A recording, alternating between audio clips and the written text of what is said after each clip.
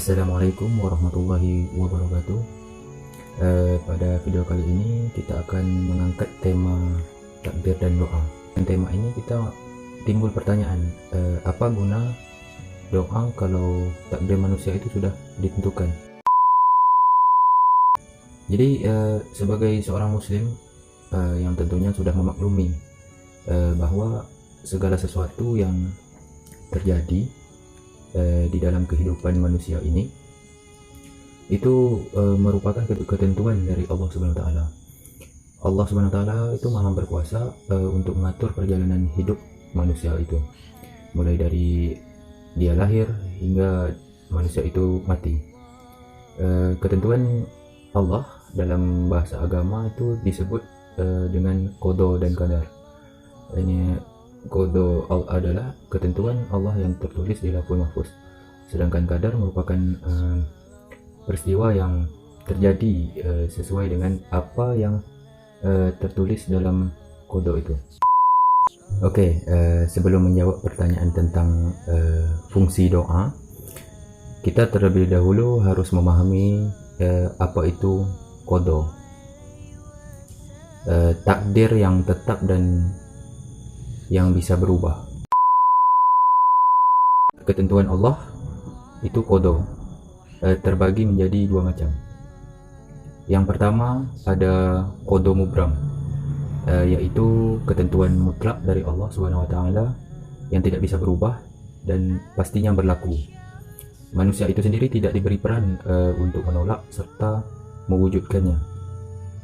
Termasuk dalam kategori ini itu bisa dikatakan masalah kelahiran, kematian, dan hari kiamat. Kedua, disebut qada mu'allaq, yaitu ketentuan Allah yang bertautan dengan peran manusia melalui usaha ataupun ikhtiar. Misalnya keberhasilan dalam meraih prestasi yang digantungkan terhadap syarat giat dan rajinnya seseorang itu belajar. Terkait dengan qada mu'allaq ini, Allah Subhanahu wa taala berfirman dalam Al-Qur'an, A'udzu billahi minasyaitonir rajim. Bismillahirrahmanirrahim. Innallaha la yughayyiru ma biqaumin hatta yughayyiru ma bi anfusihim.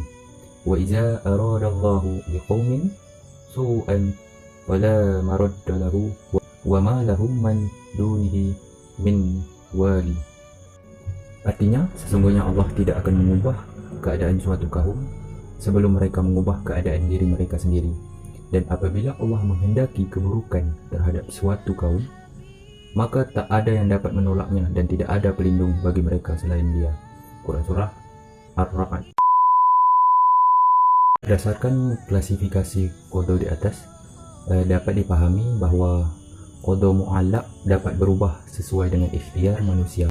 Dalam konteks qada mu'allaq, doa ini berperan sebagai salah satu bentuk ikhtiar manusia untuk mengetuk pintu langit. Bahkan dalam sebuah hadis dijelaskan bahwa doa ini adalah senjata satu-satunya yang dapat mengubah qada, sebagaimana diriwayatkan yang bermaksud tidak dapat menolak ketentuan Allah Subhanahu wa taala kecuali doa, dan tidak dapat menambah usia kecuali perbuatan baik. Hadis riwayat oleh Tirmizi. Qada adalah sesuatu yang pasti terjadi, tetapi manusia diperintahkan untuk berdoa, dan agama membenarkan tindakan berobat ketika manusia dilanda penyakit. Sebab kita sendiri tidak mengetahui apa yang ditakdirkan untuk kita. Sebagaimana ada kisah sahabat, yaitu Umar bin Khattab radhiyallahu anhu. Waktu itu ketika tiba di negeri Syam yang saat itu dilanda penyakit Ta'un, Umar radhiyallahu anhu memutuskan untuk kembali dan tidak meneruskan masuk ke negeri Syam tersebut. Lalu sahabat lain, salah seorang sahabat itu Abu Ubaidah radhiyallahu anhu protes, "Apakah engkau lari dari takdir Allah, ya Umar?" Umar pun menjawab, "Iya, aku lari dari takdir menuju takdir yang lain. Kisah ini memberikan teladan bahwa ikhtiar itu penting, termasuk di dalamnya adalah doa. Di samping itu, sebagian ulama itu menjelaskan tentang fungsi doa di hadapan takdir. Doa ini berfungsi untuk mempermudah serta melancarkan proses terjadinya takdir itu, ataupun melindungi seseorang dari takdir buruk.